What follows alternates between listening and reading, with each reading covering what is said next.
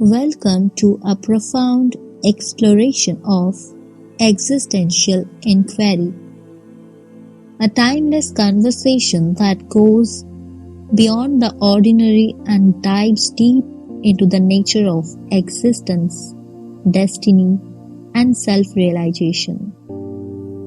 Today we journey back to 1st March 1946 to witness an illuminating dialogue between the revered sage Ramana Maharshi and his devotees.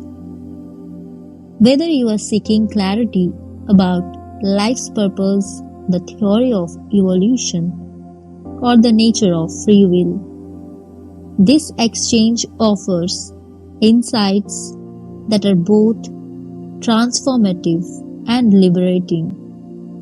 Stay tuned as we unravel the wisdom of realized master whose words continue to inspire seekers across the globe. In a quiet gathering on 1st March 1946, a question was posed to Bhagavan Ramana Maharshi. Is the theory of evolution true? Bhagavan replied,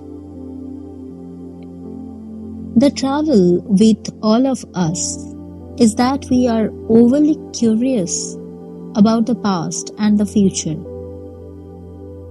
what we were and what we will become. Yet we know nothing about either. What we do know is that we exist now. The past and future exist only with reference to today. Yesterday was called today in its time, and tomorrow will be today in the future. Today is ever present. What is ever present is pure existence, free of past or future.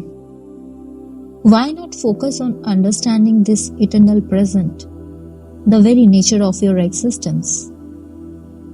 Another visitor then asked, isn't the present influenced by past karma? Can we transcend it through free will? Bhagavan responded, look deeply into the nature of the present, as I have explained. Once you do, you will understand what is affected by the past and what is untouched, what is ever present and free. The ever-present existence is beyond karma, past or future. Another question followed. Can one person create an urge in another? Can a guru transform a disciple by sheer magic? Bhagavan gently replied, what is your idea of a guru? If you think of the guru as merely a human form, you limit the understanding. A disciple once said to his guru after enlightenment, I now realize you have always lived within my innermost heart as the ultimate reality through countless births. In this life, you appeared in human form to lift the veil of ignorance. How can I ever repay you? The Guru replied, you need not do anything. Simply remain as you are in your real state. This is the truth about the Guru. The Guru awakens you to your true nature, which is always free. Now comes a series of questions posed by Mr. Joshi. Question 1. Should I keep asking who am I without answering? Who asks whom? What attitude should I have during the inquiry? Is the I the self or the ego? Bhagavan's answer. In the inquiry, who am I? The I refers to the ego. The real question is about its origin. You don't need any specific attitude. Just drop the belief that you are the body or the mind. Your real nature exists as it always has, beyond any belief or effort. Question 2. I can't always focus on this inquiry because I have other work. When I work, I forget this quest. Bhagavan.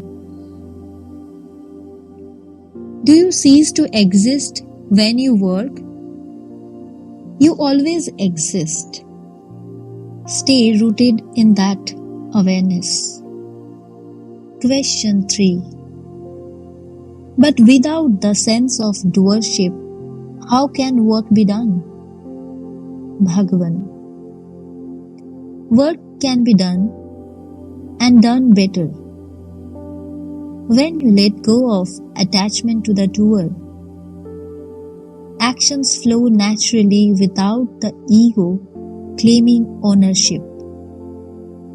Question 4. I am confused about what work I should do and what not.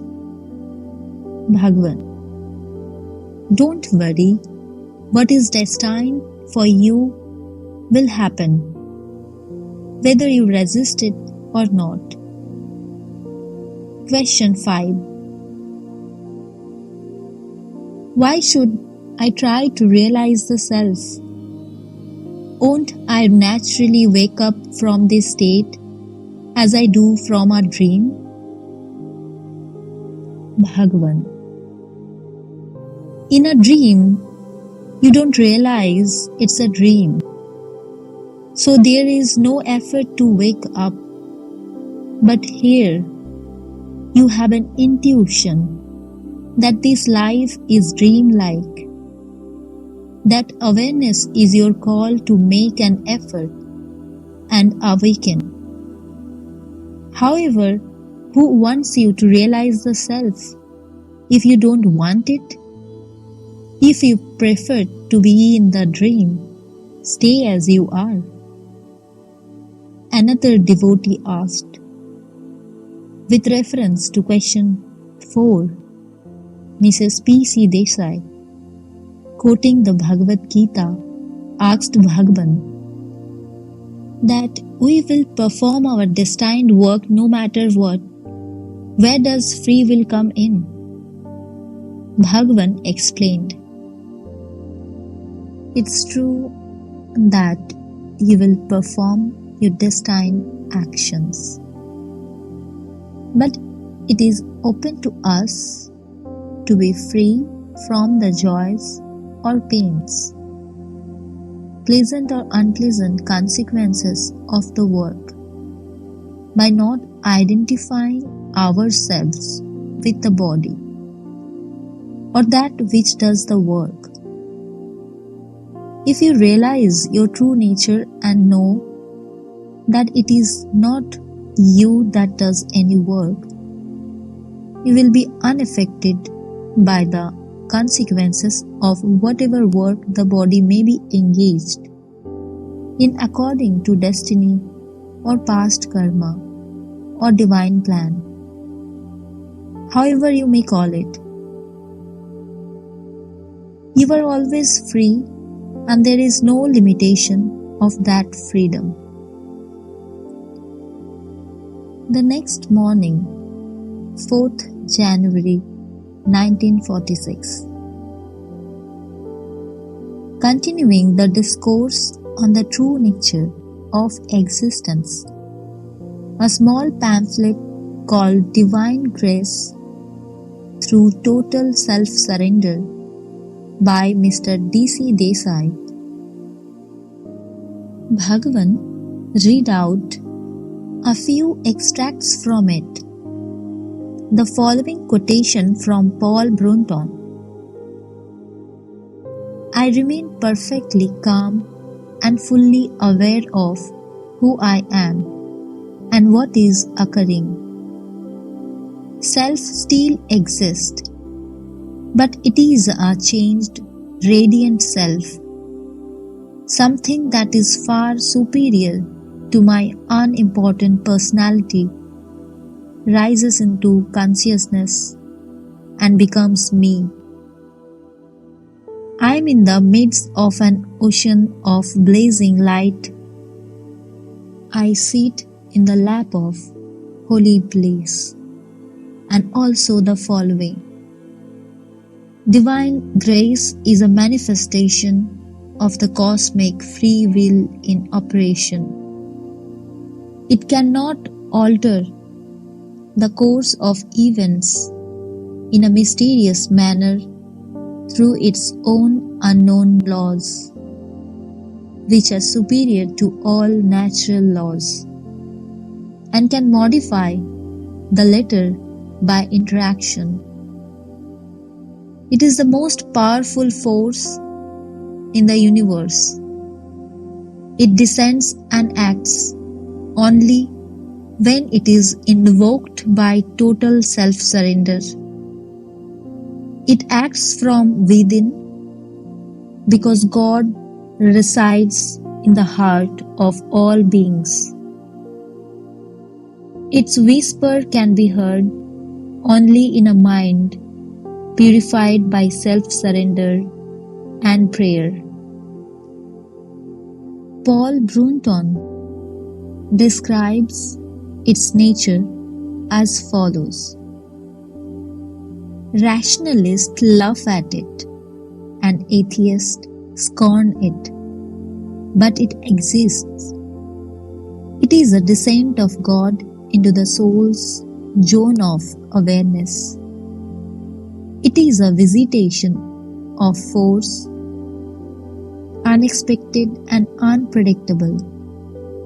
It is a voice spoken out of cosmic silence. It is cosmic will which can perform authentic miracles under its own laws. Bhagavan reflected on the profound role of divine grace in self-realization. He remarked Paul Brunton's description of grace as a descent of God into the soul's awareness aligns with the essence of surrender.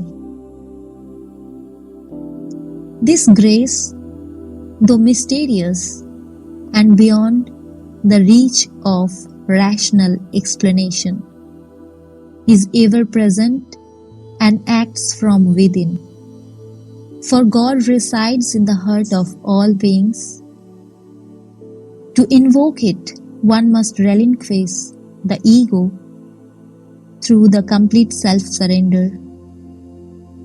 Only then does the mind, freed of its impurities, become receptive to this cosmic force. Bhagavan elaborated, grace is not an external phenomena.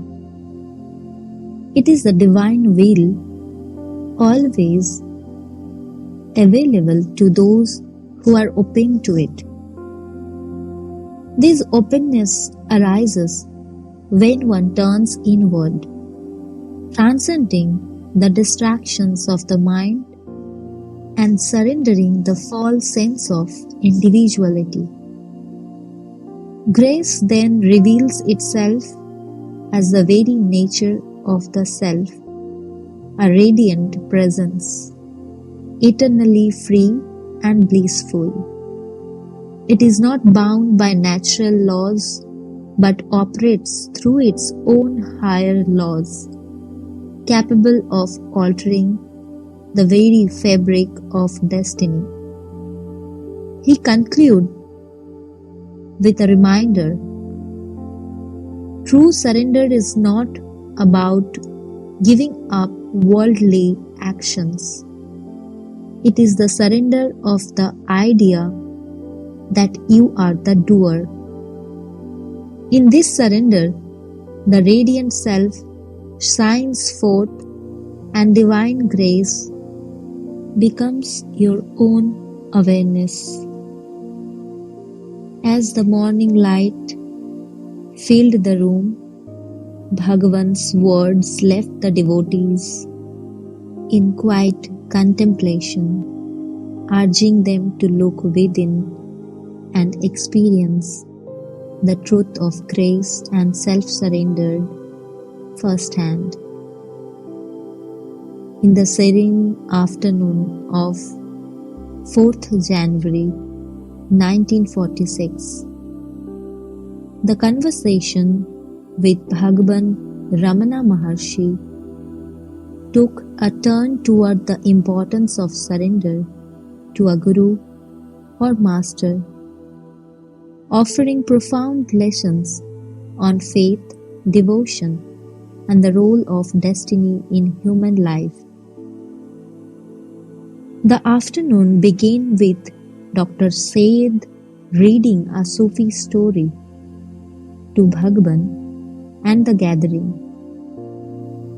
The story emphasized the importance of implicit, unquestioning faith in the Master's guidance. In the tale, Muhammad Ghazni commanded his attendants to destroy a priceless gem.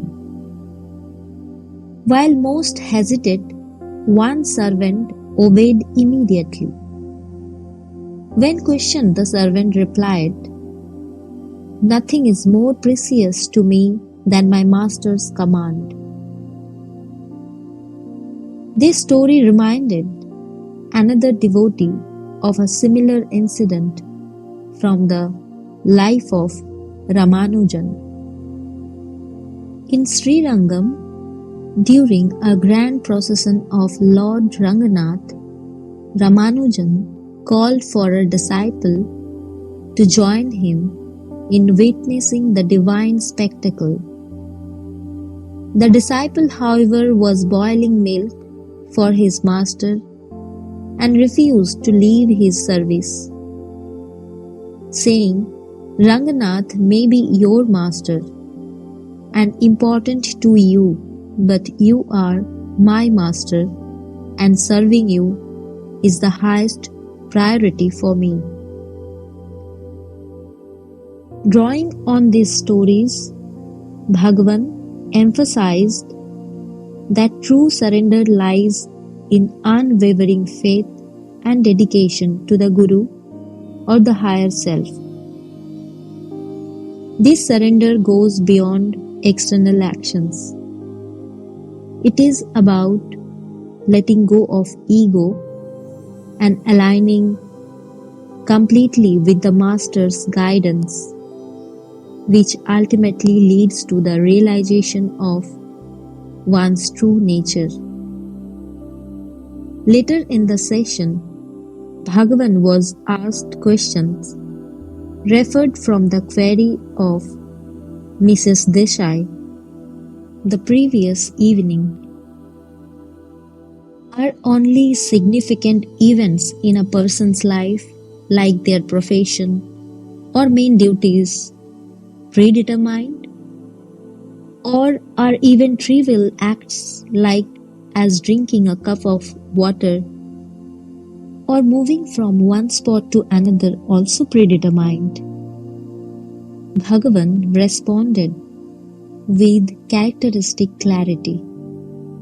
Yes, everything is predetermined.